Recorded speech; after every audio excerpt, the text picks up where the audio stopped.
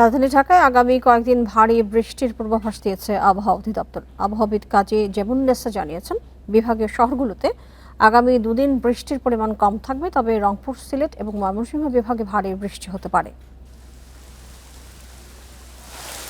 রাজধানীতে কয়েকদিন ধরে চলছে হালকা থেকে মাঝারি বৃষ্টি। আবহাওয়া অফিস বলছে বুধবারের পর থেকে বৃষ্টির পরিমাণ বাড়তে পারে। 13, 14, 15 এই সময়টাতে বৃষ্টিপাতের পরিমাণ একটু বেশি থাকবে এবং এই 13 তারিখ থেকে দেশের অন্যান্য বিভাগগুলো, বিশেষ করে দেশের উত্তর এবং উত্তর পূর্ব দিকে যে জেলাগুলো রয়েছে এই জায়গাগুলোতে বৃষ্টিপাতের পরিমাণ বেশি হবে। এদিকে বর্ষার আগে দেশ জুড়ে বৃষ্টিপাত চলছে। 48 ঘন্টার মধ্যে দেশের দক্ষিণাঞ্চলে লঘুচাপ তৈরি হতে পারে বলেও জানিয়েছে আবহাওয়া অধিদপ্তর।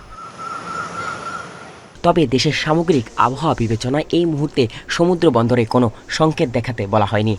সমুদ্র বন্দরগুলোর জন্য কোনো সংকেত নেই, তবে আমরা বলেছি যে আগামী 48 ঘন্টার মধ্যে আমাদের যে দক্ষিণ বঙ্গোপসাগর আছে ওইখানে একটা লঘুচাপের সম্ভাবনা রয়েছে।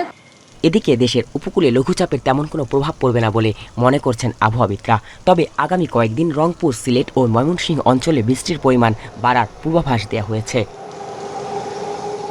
Nazrul Islam, independent news, Dhaka.